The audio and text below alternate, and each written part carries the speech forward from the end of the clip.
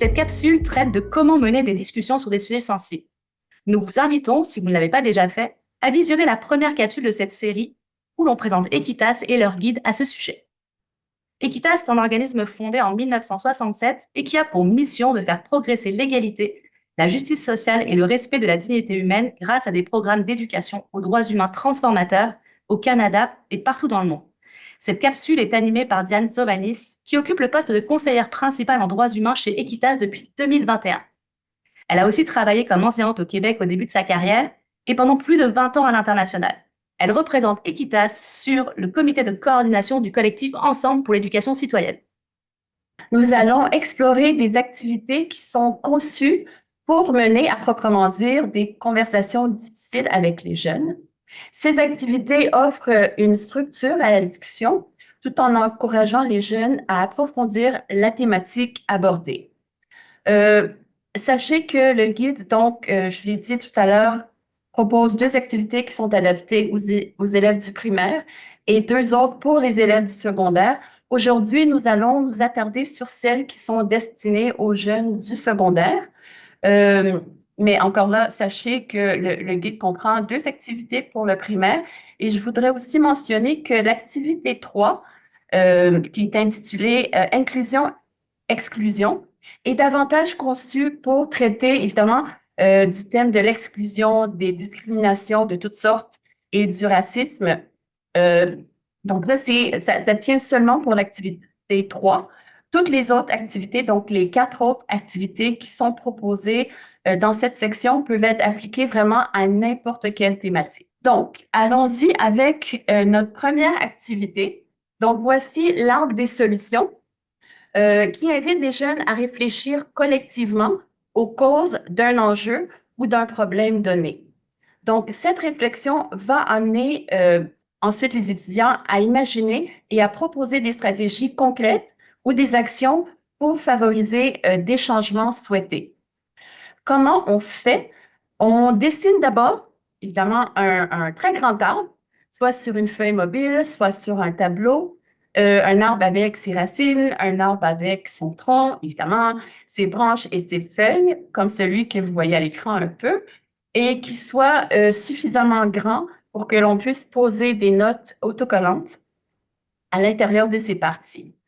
Donc, le tronc de l'arbre, on dit aux élèves, représente le problème sur lesquels les jeunes vont entamer une discussion. Donc, que ce soit la violence parmi les jeunes, que ce soit la discrimination, que ce soit les stéréotypes sexistes, que ce soit un conflit personnel mondial quelconque, peu importe la thématique, on peut toutes les appliquer. On écrit le problème, sur le tronc de l'arbre. Une fois que c'est fait, on explique aux élèves que, comme vous voyez à l'écran, les racines de l'arbre représentent les causes sous-jacentes du problème. On dit ensuite que les branches représentent les stratégies ou les actions à prendre pour s'attaquer au problème. Et on explique que les feuilles, elles, représentent les résultats positifs désirés. Et donc, ce sont les résultats des actions qui auront été prises. Une fois expliqué, on demande aux élèves de former des petits groupes. Donc, les élèves forment des petits groupes de discussion pour discuter de la problématique ensemble. Et puis, leur tâche, ce sera d'identifier des causes possibles du problème, des actions ou des stratégies à adopter pour s'attaquer à cette cause, et ensuite des résultats positifs qui vont découler de cette stratégie. Et moi, ce que je fais, parce que je trouve que ça marche, ça fonctionne un peu mieux, c'est j'y vais une cause à la fois. Donc, je dis aux élèves, trouver une cause, trouver une stratégie ou une action qui va adresser cette cause particulière et ensuite un résultat, qui est lié à cette stratégie. Et ensuite, allez-y avec une deuxième cause, une stratégie qui va avec cette deuxième cause et un résultat qui est lié à cette deuxième cause. Si vous avez le temps, vous y allez avec une troisième cause. C'est une méthode qui fonctionne bien, je trouve. Et je leur donne toujours un exemple ou deux pour les mettre un peu dans le bain. Donc, par exemple, je pourrais dire que les préjugés qui sont appris en milieu familial peuvent parfois être à l'origine du racisme. Et donc, ça peut constituer, c'est un exemple d'une cause du racisme. Inclure des contenus antiracistes dans les programmes scolaires constitue, par exemple, une stratégie qui peut s'attaquer à cette cause. Et finalement, une société plus inclusive et plus respectueuse de la diversité, eh bien, c'est le résultat souhaité pour cette cause et l'action qui va avec. Donc, les petits groupes dont j'ai parlé tout à l'heure s'engagent dans une discussion. Ils trouvent leurs causes, leurs actions, leurs résultats et les écrivent sur des petites notes autocollantes et ils vont placer ensuite leurs idées dans l'arbre des solutions aux endroits appropriés. Évidemment, on met les causes au niveau des racines, on place les actions, les stratégies au niveau des branches et puis les résultats souhaités au niveau des feuilles. Et ensuite, on se retrouve en grand groupe et on amorce une discussion en demandant à chacun des petits groupes de partager au moins une cause, stratégie, résultat identifié. Et donc, en faisant ça, on donne la chance à tous les groupes de s'exprimer. Et puis, on donne aussi à tous les membres du groupe l'opportunité de réagir aux différentes idées proposées par leur pairs. Donc, personnellement, moi, je trouve que la réflexion en petit groupe, l'ayant fait plusieurs fois, la réflexion en petit groupe, avant le passage en grand groupe, fonctionne extrêmement bien. Elle permet vraiment aux jeunes d'échanger leurs idées dans un contexte ou dans un cadre qui est un peu plus intime et moins intimidant. Ça leur permet de s'enrichir, évidemment, des perspectives des autres dans le petit groupe et ça leur permet surtout de gagner une certaine confiance avant de participer à la discussion en grand groupe, à la discussion collective. Voilà, donc on peut choisir de terminer, si on veut, par une activité retour. D'ailleurs, toutes les activités du guide incluent une activité retour, parce que c'est important de faire un retour. Ça sert non seulement à synthétiser les points essentiels de la discussion, mais aussi ça sert surtout à évaluer la méthodologie qu'on a utilisée et donc à réfléchir à notre façon d'échanger. Est-ce qu'on a bien dialogué? Est-ce qu'on a adhéré à nos normes de groupe, par exemple? Et ça revoit aussi les apprentissages qu'on a fait en groupe de discussion. Donc, voilà pour l'activité arbre de solution. On passe à une deuxième activité, cette fois-ci intitulée Sur la corde raide, qui peut aussi s'adapter vraiment à n'importe quelle thématique. C'est une activité qu'on fait souvent. On l'a fait des centaines de fois chez Equitas et elle est absolument formidable. Moi, je la recommande tout le temps, cette activité-là.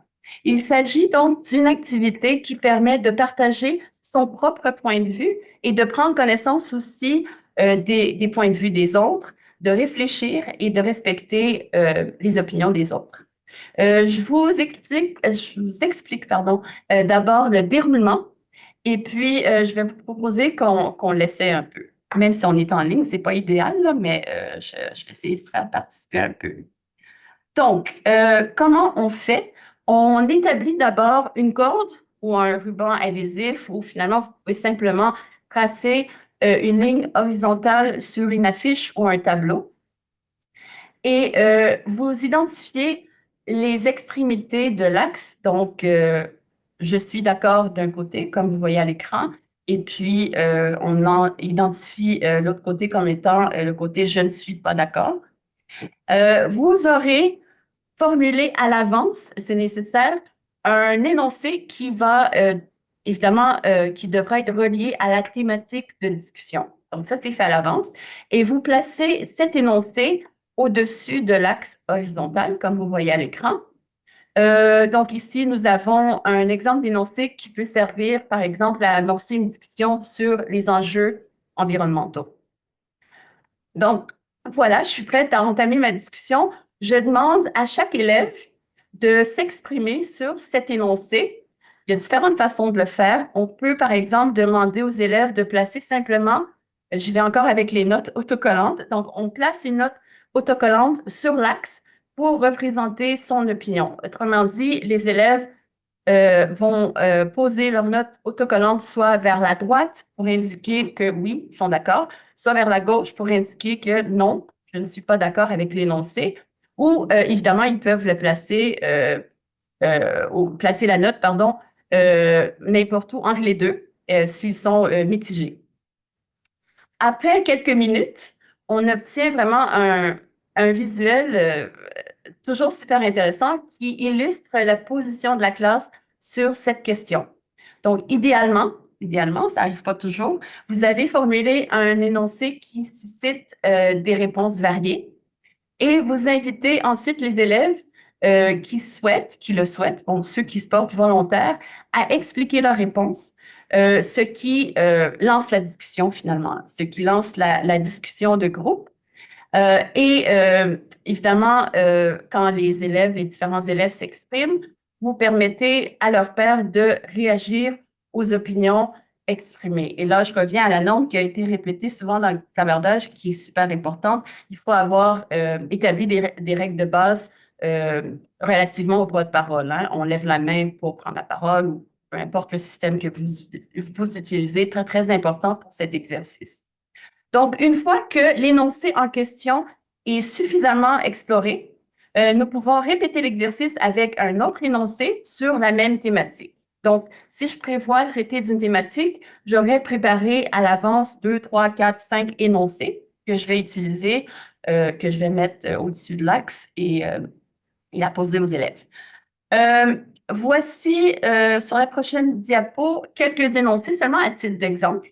Donc, on peut y aller avec des énoncés très, très controversés, si on veut, pour l'effet choc, si on le désire. Mais vraiment, l'essentiel, c'est de formuler des énoncés qui sont ouverts à différentes interprétations afin d'intégrer un maximum de perspectives et puis d'enrichir la discussion. C'est ce qu'on veut vraiment. Donc, c'est ça, des exemples. Les personnes mineures devraient avoir le consentement parental pour changer leur nom et leur prénom en milieu scolaire. Êtes-vous d'accord, pas d'accord, entre les deux, etc. Au Québec, les peuples autochtones contribuent à faire face, continuent à faire face à une discrimination aiguë. Sinon, nous sommes toutes et tous complètement impuissants et impuissantes face à la guerre entre la Russie et l'Ukraine. Donc, vous voyez, je ne prends pas parti ni pour la Russie ni pour l'Ukraine, mais je pose une question qui va susciter la réflexion, qui va amener les jeunes à se prononcer finalement. Là aussi, il existe plusieurs variations possibles. Vous adaptez l'activité à votre guise et ces adaptations sont suggérées dans le guide. Vous en voyez une ici à l'écran. On peut choisir si on veut supporter une pédagogie dite de l'espoir et puis éviter un peu de tomber dans le négatif et dans le désespoir parce que bon, on traite d'enjeux assez lourds de nos jours, mais avec les jeunes. On suggère pendant l'exercice sur la corde raide, on suggère donc d'identifier des pistes de solutions ou des actions qu'on pourrait entreprendre pour répondre aux enjeux et aux défis identifiés. Donc, l'enseignante pourra écrire ses idées au fur et à mesure sur une affiche séparée, comme celle que vous voyez à l'écran, lorsqu'elles sont proposées. Et à la fin de l'exercice, bon, on peut encore là, au lieu d'aller bon vers le négatif, le désespoir, bon, les causes sont, c'est-à-dire, pardon, les enjeux sont tellement lourds que je sais pas si on peut faire quelque chose véritablement, mais on met le focus plutôt sur qu'est-ce qu'on peut faire, quelles sont les actions qu'on pourrait prendre, les actions concrètes dans lesquelles on pourrait s'engager pour améliorer les choses. Une suggestion. Enfin, on pourrait, si on le choisit, réaliser l'activité de retour. Comme je vous ai dit tout à l'heure, il y a une activité de retour attachée à chacune des activités dans le guide et demander aux élèves, par exemple, est-ce que nous avons dialogué avec respect? Est-ce que, question intéressante, est-ce que votre perspective a évolué en écoutant les opinions des autres? C'est la force de l'activité sur la corde raide.